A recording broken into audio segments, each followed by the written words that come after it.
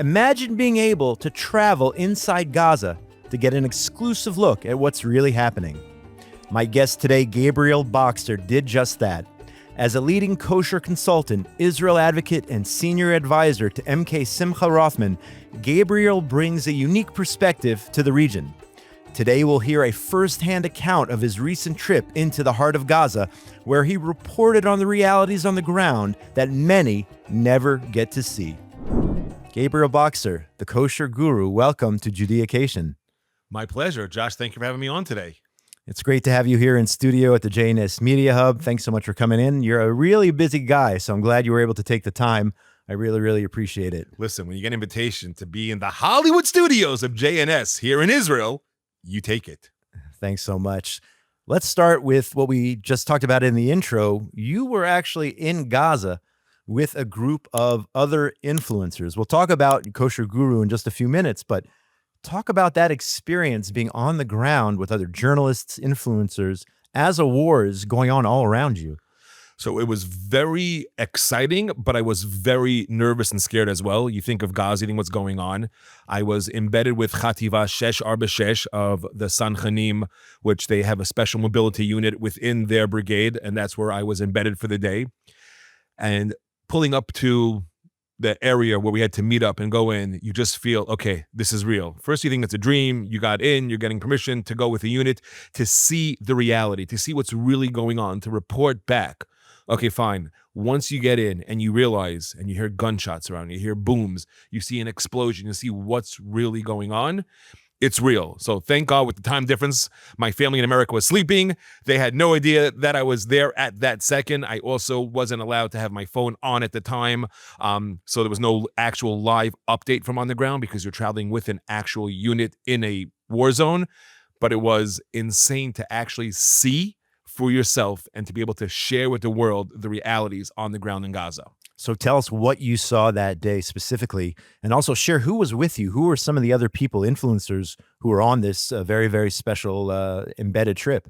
So we met near a base near Kibbutz Be'eri. That was where we got in the entrance point in the back over there. I was actually not sure who I was gonna be with, but the one person who to me was the most amazing that I spent probably a half the day with, and I'll speak about it in a little bit, was actually, you might know him as the Green Prince. Right. The son of Hamas, which was just a phenomenal experience. You know, I've seen a lot of his videos online, read his book, never met him before. And I always had a little, I don't want to say doubt, but I'm like, is this real? Like, is this person a real person, or is it a figment of some, other reality? And once you meet him and you look him in the eye and you speak to him and you see how he speaks with conviction and from the heart, I'm like, okay, I'm all in with this guy. He actually knows what he's talking about and he believes it 100%. And unfortunately, being born in Ramallah and living in the Hamas world, he could share the intricacies of it and share their thought process, which is so scary that it really is just the death of Jews and the destruction of Israel. And his father was one of the founders of that terrorist organization. Correct. And he speaks about it so bluntly that the West does not understand that you're not dealing with a Western civilization. You're not dealing with civilized thoughts and processes that me being born and raised in New York, Queens, New York City, and living in the suburbs in Long Island. We go to school, we go to college, we're taught a different process of how to live, quote unquote, peacefully with everybody. There is no, quote unquote, peacefully in their culture, in what they teach and preach. And there's no connection, there's no integration with Western civilization and our thought process. We have to realize that they don't want peace. And he tells you straight out, they want to kill you. What don't you understand? There's no piece of paper that says, okay, we have a peace treaty. They don't care. And until you realize that, you have to know who your enemy is. And he tells you bluntly, that is the enemy. So tell us exactly what you saw that day. You just described how you heard bullets whizzing around. What did you see that day, and what did you report back about your experience? So on the convoy we were in the Khan Yunis area. Unfortunately, we saw lots of destruction, a lot of houses that were destroyed. And I asked them, why is there just utter destruction here? And they said, Gabe, let's take you into one or two of these houses. Let's explain to you what was happening inside there. Well, we see on TV the way that an army is supposed to operate, that the army cares for its people. Israel is the most caring and moral army in the world, and every military advisor or consultant will tell you that. There's not one that could dispute that or refute that of what the IDF does for the citizens of its enemies. So you have Hamas, who is a terror organization. They are, quote unquote, an army, but they dress in civilian clothing when they're fighting. They don't dress in army fatigues. When they put a show on TV and they're releasing our hostages, with which the only time you see the Red Cross over there in some Pallywood, production that they put on overnight, then all of a sudden they have their army fatigues on, like they're some official army. But yet when they're fighting on a day-to-day operation, they're in jeans, black shirts. It's just insane. This is guerrilla warfare. And they hide themselves in civilian houses, amongst civilian families. And when you're going to these houses, what they do, went into a child's room, and there was a crib. They moved the crib to the side. Remember, they already inspected these houses and they found this. And under the child's crib is a shaft down to a tunnel. And when you go in a little bit, they were showing us the drone that went in there. There's arms, ammunitions, even under the crib. You pick up the bed of the crib. This is who you're dealing with. They are hiding behind children. They're hiding behind young people and coming out of civilian houses, these residential houses. So what they really did is turn every residential house, every residential area into a war zone, into where they are embedding themselves. And you go after the enemy where the enemy is. With that being said, the insanity of turning... Think about this. Would you put grenades and bombs under your baby or your grandchild's bed in the room with them? Of course not. I know I wouldn't.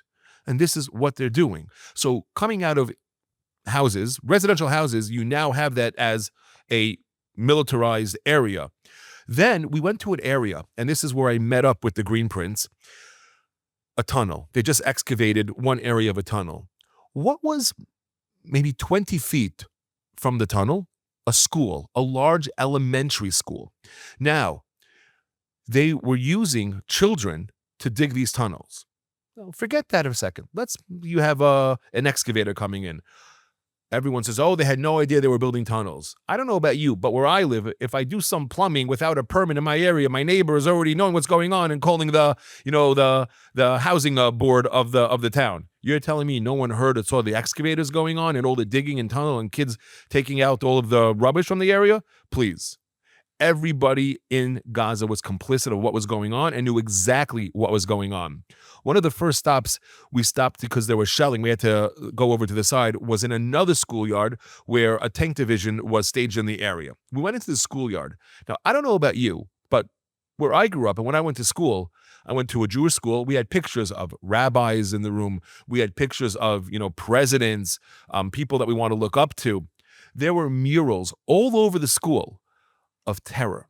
There was one mural an Egged bus, might have been a Don bus, but they had an Egged logo on it, in Tel Aviv, blowing up with a Hamas person with an explosive device blowing up, and then another guy with a knife over the driver. And of course, the Jewish driver had all of the anti-Semitic tropes drawn into him.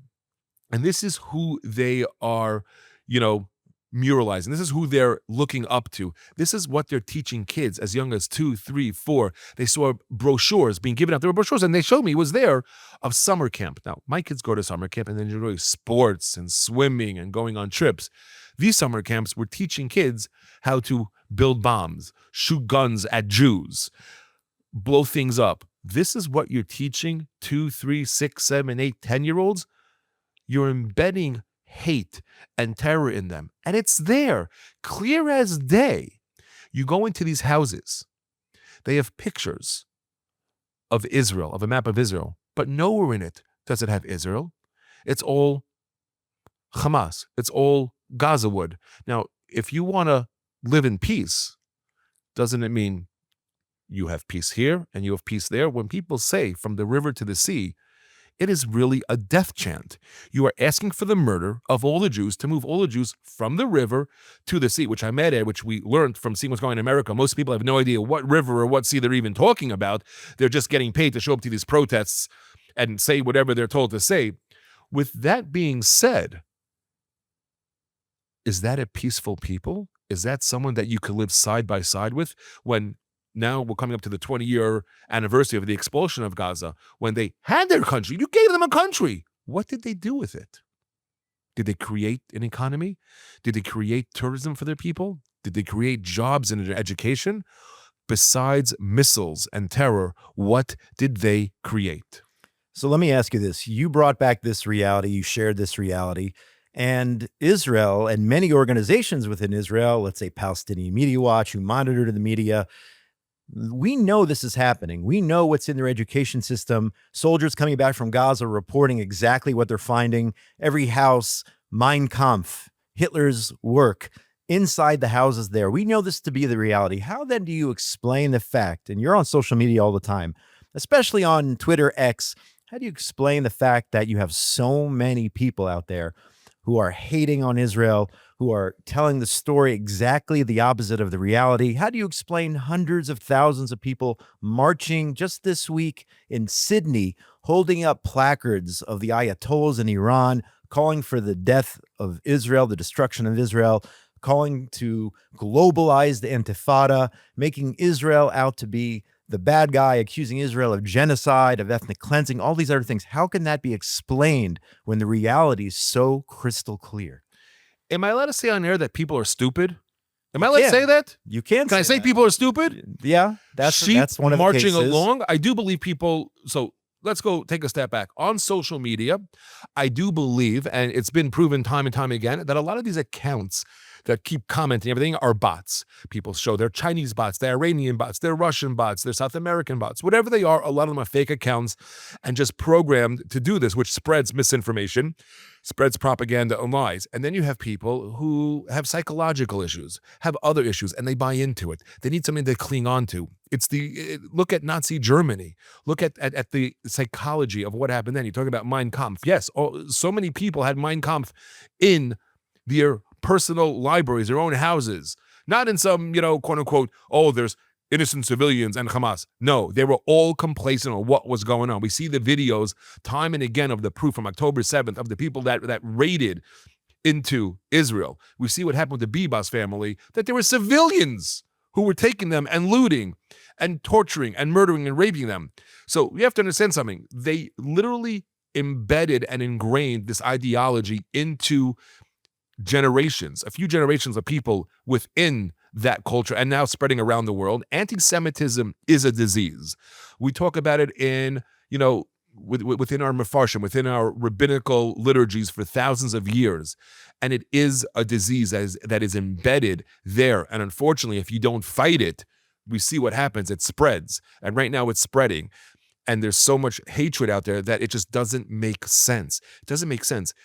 If you repeat a lie enough, you think it's true. Well, unfortunately, that's what's happening. So we need more people like you, like JNS, like myself and other influencers out there who have been doing, whether it's fashion, food, whatever blogging you're doing, that if you have a platform, and I don't care if you have 0 followers, 1 follower, 10 followers, 1 million followers, now is the time to use who you are and when you have to speak up and spread the truth, because it's so crazy out there, Josh. There's not enough people who are not afraid to speak on, to speak out. I've been, Al Jazeera did a whole expose on myself and Mark Provisor and others. I had then reported to where I live in Nassau County Police Department were over my house for threats, and they had to make sure that there was a special app to contact them. God forbid I needed them. We're living in a crazy world, and history does repeat itself. There was inquisitions, there was the Holocaust, there were crusades. Go out throughout history. History does repeat itself, and especially if we become complacent and don't do anything about it, I hate to think what could happen. We're going to get to your Kosher Guru alter ego in just a minute. I promise you that. But I want to talk about your work with Judea and Samaria. This is Judaication, of course. You're very involved in organizations like the One Israel Fund, AFJS, American Friends of Judea and Samaria. And this involvement started way before October 7th, from what I remember. I remember seeing you online or whatnot. Why is Judea and Samaria so special to you? Obviously, the entire country of Israel is special to you. Why is it so special? And how did you get involved in all these organizations whose specialty is protecting, enhancing, developing the communities of Judea and Samaria? So I've always been a lover of Israel. Grew up in a very, Jewish, religious, Dati Leumi Tzioni, whatever term you want to throw on that household. spent a year in Israel post-high school learning yeshiva, loving the land of Israel, and fell in love with Judea and Samaria. It's our biblical homeland. A lot of people have coined me on social media, Mr. Judea and Samaria. Thank you very much. It's very kind and nice. I just love what Judea and Samaria stands for. And what does it stand for? It's our biblical homeland. When the Jews came from Egypt into Israel first, where did they first settle? Shiloh. About over 200 years, we had the Mishkan in Shiloh.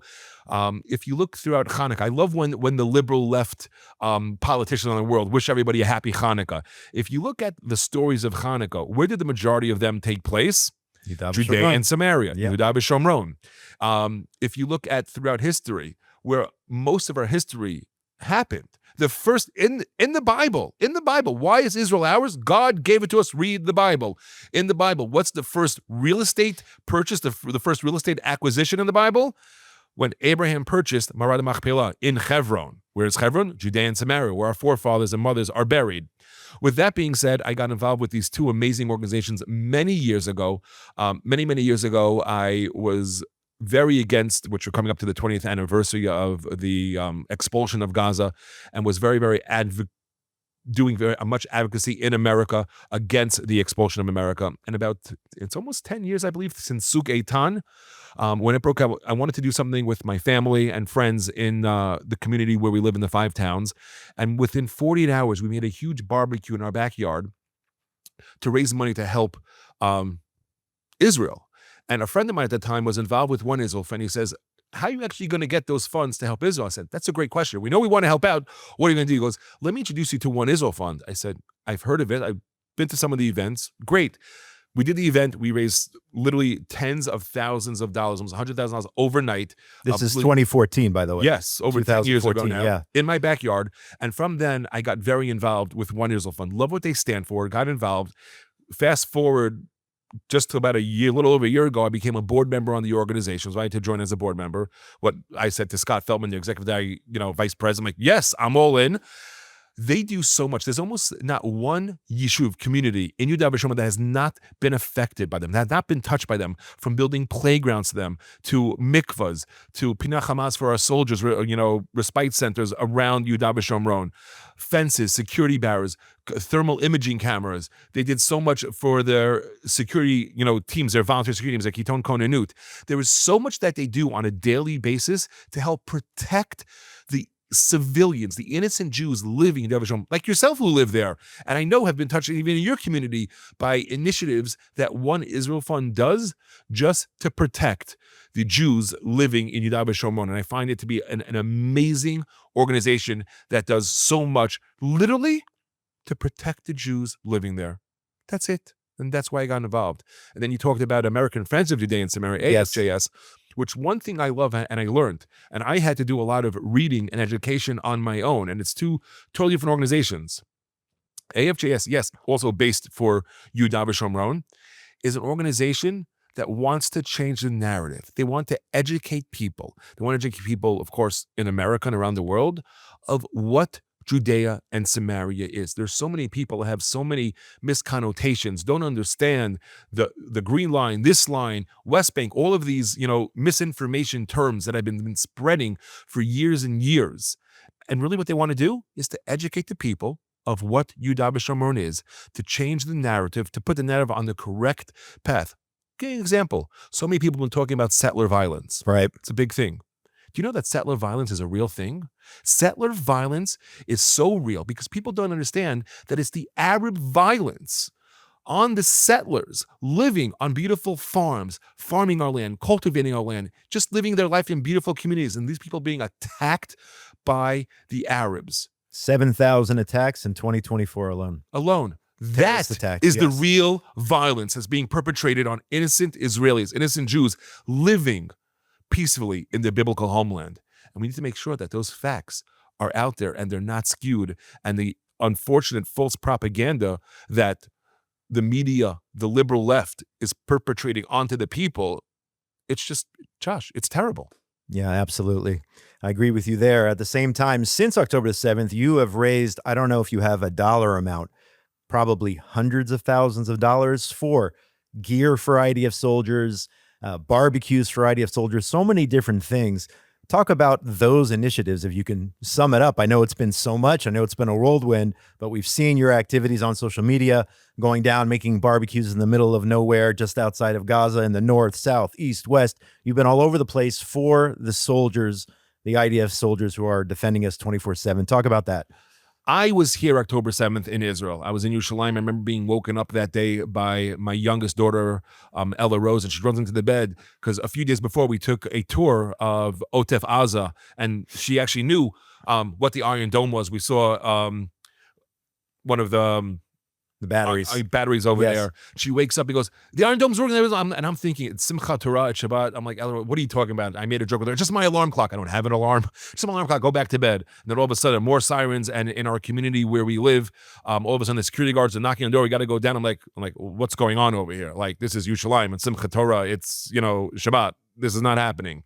A lot of people that day, and I know a lot of people in Israel, it wasn't almost till like 2-3 days later that we really started to understand, not that we could ever understand what truly happened there, the reality on the ground. And since that day, we were in Israel for about a week or so after that. I started speaking to friends, family who were all of a sudden called up to Miluim in army, in units. And I spent all day, all night with my own money. We were raising money to buy whatever they needed, from battery packs for their phones to shluckers, camelbacks, socks, underwear, t-shirts. They were all of a sudden packed up overnight and literally ran to their bases. I was running and delivering to all kinds of bases all over the middle of Israel, down by Otef Aza. And then all of a sudden, so many people wanted to show their appreciation. I never was in the army. Love to be. Someone in Sahel wants me to, I'll drive a truck. I'll do whatever. I'll join today. I want to help out, give back to my, to my people. We started showing our appreciation by making barbecues and raising money. With the organizations that I'm involved with, we raised millions of dollars. Oh, millions of dollars. I myself probably was very involved in raising hundreds of thousands personally between barbecues. I want to share one story. Sure. Barbecues on a daily basis. I was here weeks at a time, every single month and every single night, going to a different base, raising money, helping buy the food, helping barbecue, helping grill. So 2 quick stories. One story about one of the barbecues. At one of the bases that I was at, that actually one of the sponsors was became friends, a man from Boca Raton, Florida. And when I go into the base was mainly a non-religious base, a lot of women on the base. And I walk in and I see behind the grills what we call in Israel Haredim over here. In America, we call them Hasidim or Hamish Yidden. You Jews with payas and the white shirts. So the woman white shirt right now, and they're grilling and cleaning, and something. I'm just looking at them. I'm like, this is fascinating. This is very interesting. So during the barbecue, we'll start talking to them, as we say in New York, schmoozing. I say, if you don't want me asking, what's going on here? All the people who were there grilling and barbecuing lived in the Bnei Brak area, the Mea Sharim area, other what we'll call more, Haredi communities. And he said to me, we're a bunch of guys. We all know each other through whatever it is. One's a plumber, one's an electrician. I remember one's a locksmith. They all have jobs. And they said, we never, because of where they grew up and what they were sort of taught and the way of their lifestyle, they never joined the army. They were learning yeshiva, and then many years later had to get a job. And after October 7th, they were sort of in a conundrum. We never realized what the army does and to be part of something like that, and how they give back and protect every single Israeli, whether Jewish, Arab, Muslim, Druze, Christian. They protect the country of Israel, which Israel is the only democracy here in the Middle East. You go into the Knesset, in Parliament, you have people, members of Knesset who are Christian, Arab, Jewish. People don't talk about that. They talk about, we're not going to the apartheid thing because there's anything but apartheid here, and it's the other way around. We'll get into that later on. And he says to me, I wanted to give back. I never knew how to be part of the quote-unquote Israel society and culture. And this is my way, where we take our own money, and every day we go to another base. We try to go to bases that don't have a lot of religious people, that have a lot of women, and we help clean up. We want to serve. We want to cook them. We want to show them that we are part and parcel of the the fiber of the culture of Israel. And we want to change that narrative of who we are and how we want to be part of Israel society. We live a Jewish religious lifestyle, and it can be done within the fabric of the country. And I thought that was an amazing Beautiful. story. Take another community, very close with the community in the Shomron called Shari Tikva, which is near Elkanah, near Petach Tikva. It's in the Shomron, and they have over 6,000 residents in this community. Religious, not religious, everyone lives together beautifully, and it's literally right next to an Arab village. Now, before October 7th, can't say there was never any issues going on there, but it was a relatively, you let me live, I let you live, everything is great. Post October 7th, they started shooting in the community. There were things going, they didn't even have a fence around. There was no real fence around the area. All of a sudden, they reached out to me overnight, and One Israel Fund helped me facilitate this. I raised half the funds. They matched it for me with the donors at One Israel Fund. And overnight, we were able to give them thermal imaging cameras. Okay, it wasn't really overnight. It took a few days to purchase it, to get it installed. But literally within days, they set up thermal imaging cameras so they could see their area and protect the community. There was no cameras. There were no fences. They didn't have a mamad, a secure room, which we helped bring to them also. The whole project was about, I don't know, $200,000-$300,000 from start to finish. And we gave it to the community. The community reached out. We got it done. That's the power, first of all, of what One Israel Fund does, and the power of social media, that I put it out there, and people literally who I have no idea who they are. Yes, some I know very, very well, but the majority never spoke to, never met, wanted to get involved, wanted to donate. And some projects that we did, besides we helped to get helmets for soldiers, for civilians, bulletproof vests, first aid kits. There were so many things. Drones, which is a game changer. Sure. Which, Yigal Damoni very, very well. He keeps coining it game changer. I think it's one of the new English words he learned in the past, 2 years that we knew him.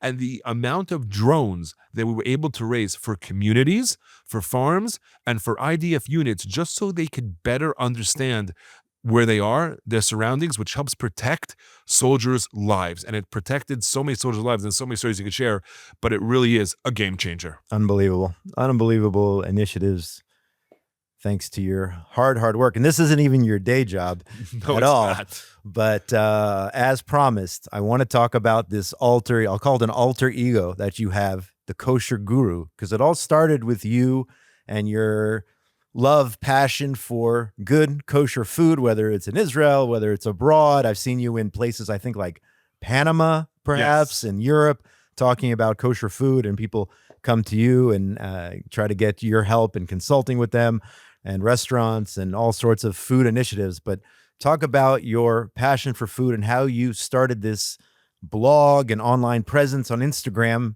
Kosher Guru, and how it evolved really into what it is now, which is really a pro-Israel advocacy platform. But it all started with food. Talk about Kosher Guru. You're getting me hungry, Josh. We didn't eat lunch yet. We got to go out after this and get some good, good kosher food here in Israel. With that being said, I grew up in Queens, New York. My parents both worked, so we had a lot of takeout food and started eating out at restaurants at a very young age. A lot of times after school, my mom would say, "Where are we ordering from? What are we doing today?" Fast forward till I was about 15 years old, wanted a summer job, got a job at a kosher deli takeout catering establishment on Main Street, Queens in New York, Mazon. Worked for them for literally, I think, 10, 15 years, many, many years in catering, and built up a presence in catering. I was a partner in a catering company, worked for other caterers. Then I worked for Pomegranate Supermarket in Brooklyn, New York, which was coined the Whole Foods of the kosher world. Had my own production company that we produced and private labeled for various companies around the United States that was distributed all over the States. And for many years, my entire, I guess almost half my life, a little bit more than half my life, I was working in the food industry. And with that, I would get phone calls all the time. Hey, do you know this person? Connect me with this. Do you have an idea? I need a chef for this. I need this product. And I started doing a lot of consulting for restaurants, manufacturers, distributors. And with that being said, then all of a sudden, social media started blowing up. And I started having fun on Facebook. I was on Facebook, started just talking about, because I would literally go with my family or friends almost every night of the week, loved going out to restaurants, and I would showcase just show I would say I share my experiences on social media. At that time, Facebook was very big. I had a Facebook group, Kosher Guru's Kosher Nation, a Facebook page, and even on my just personal, and it was very funny and cute and shticky.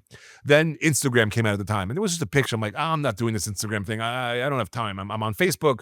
What do I need all these other platforms for? Today, you need like every platform to be on. Then I needed on Instagram, you needed like a handle. You needed a name. I'm thinking, okay, well, what handle am I doing? So I love food. I love restaurants. I love travel. I love Israel. I love Judaism, but I don't want it to just be food. And I don't want it to be just Jewish because it's the world. So I said kosher. I eat a lot of kosher food. Okay, kosher. Now, something like kosher what? Kosher food, kosher what? Kosher food rabbi, kosher, I did something sticky. I'm like, I'm not a rabbi. I didn't go, didn't get smicha at, in yeshiva or anything. I'm like, guru. That just like popped in my head. It's like, a mumcha, an expert, a guru. Okay, fine, Kosher Guru. There, it popped in my head one night. Some members of friends, I just popped in. I went online, it's available. I took it. Okay, Kosher Guru. Now I'm there sharing my experience on Instagram because everyone's going on Instagram at times, so I had to be on that platform. And I tried to fight it as much as possible. I was like, I don't have time for this, whatever. Okay, now I'm all in on Instagram more so than Facebook and the other platform. I just fell in love with the Instagram platform, and that's where I do spend a lot of my day, we'll say. Between stories and posts and reels and all the other things they start putting out there for people to spend more time on their life and everything else, disconnecting from the world. So I travel a lot. I show my showcase. You mentioned Panama. Love Panama. Panama Kosher Tours, Panama Kosher Travel. Ceci and her husband Travis have brought me down so many times to spend so many Shiva breaks in Panama. Fell in love with the community. A Panama City that has literally, it doesn't make sense the amount of kosher establishments, food, restaurants they have for the amount of people that actually live there and that they all support it. And each one is better than the next, from dairy to meat to fish to, it's insane. So I fell in love and showing my showcases. I almost became Mr. Panama, to the American people. Can't wait, hopefully going back this year as well again. More kosher restaurants, more travel. There's such beauty there, and the community is so welcoming, loves tourism, but loves kosher food. So with that, just sharing my experiences. Love travel. Thailand, India, Morocco, Tunisia, Dubai, Abu Dhabi. We could go on and on. Europe, Mexico, we could go on and on. With that being said, I just love giving over my experiences. I do have a day job. So as much as I love for this to be able to pay my kids' yeshiva bills and mortgage, it doesn't. It's a lot of fun. I have a day job as well. And with it, I just love sharing my experiences. And it almost sort of pivoted a few years ago with the advent of, unfortunately, we were speaking about it before, with the rise of anti-Semitism in America and New York. I said, I got to speak out. And I started speaking out more about it. And then, unfortunately, with what's been going on in Israel a little bit before, but with October 7th, I said, I'm all in. If I'm going to do it and I talk about others doing it, so I have to do it. Meaning I can't just tell others, go on social media and do it. So I just went all in on speaking up and out for the Jewish people, for Israel, and it almost pivoted into an Israel and Jewish advocacy platform. Still a lot of food on there, still a lot of travel. I got to sprinkle everything in because, listen, it is a passion. I do enjoy it. Just like Josh, you enjoy what you do, and you're smiling right now so much because you do enjoy what you do. And it really is needed in the world to get the truth out there. And with that, just really sharing my experiences. People go, oh, are you a reviewer? No, I don't get paid by the New York Times, Washington Post to be a food reviewer. I share my experiences, just like you could share yours, put it out there, and just, really share good kosher food, good kosher experience, good Jewish experiences, whether travel, food, and speak up and out for Israel and Jewish people. Best kosher experience in Judea and Samaria and in Israel in general. We are nearly out of time. I'm going to put you on the spot. Okay. So I'm actually, just because I've been following them, am looking to go to what's called settlers in Judea and Samaria, but I'll do real quick 2. Okay. Because I want dairy and meat. Dairy is the Kedma food cart in Susia. It's in the Har Hebron region. I'm telling you, as much as Susia is a great place to go travel, insane sandwiches like Josh, I never thought I would say in sandwiches so insane. And then at the archaeological site. Yes, I've been there. I was blown away. I literally was blown away. They had this beet and cheese sandwich and then another eggplant sandwich. Yes. I still crave it today. Hopefully, I know what you're talking about. Then in Shiloh, so I do want to get to Settlers over there, which they have a simmer, and they had this non-dairy cheeseburger. I'm following the line. They've been mouth-watering. Hopefully, I'll get to them. But Gofna, a restaurant in Shiloh. I believe it's only open 2 days a week, Thursday nights and Saturday nights, Motzei Shabbat. Insane food. The chef there, I believe he actually was on a TV show in Israel, if I'm not mistaken. You're correct. I met him there. Top chef for one of these shows. Yes, I apologize. I'm drawing a blank because I just met him there that night. And I was blown away. The food, the profiles, the food flavors that just are on your palate was amazing. And believe it or not, people don't realize the amount of restaurants and insane food opportunities to go to in Yudav Shomron. They're there. So I'm going to try and talk about them more on my social media in the upcoming months because there's so many amazing places to visit in Yudav Shomron. But that's one dairy and one meat one. We're going to have you back on after you have these other kosher experiences and when you come back to Israel. So God we can willing. talk about that. And hopefully you'll give us an update on all the other advocacy that you're doing and all the adventures that you're having here in Israel. He is the Kosher Guru. He's not hard to find. Go to Instagram. You can find Kosher Guru Gabriel Boxer. Really an honor to have you on the show today on Judaication. Thanks so much. Thank you, Josh. My pleasure and really appreciate it. Thank you. Come back soon. I want to thank our production crew behind the scenes here, Yuri Svetsky, Zach Sickerman, Esther Eden, and Ryan Lifshitz. Make sure you go to JNS TV for all the amazing content produced here at the JNS Media Hub in Jerusalem, and go to jns.org for all the latest breaking news from Israel, the Middle East, and the entire Jewish world. Have a great week, everybody. We'll see you next week on Judaication here on JNS TV.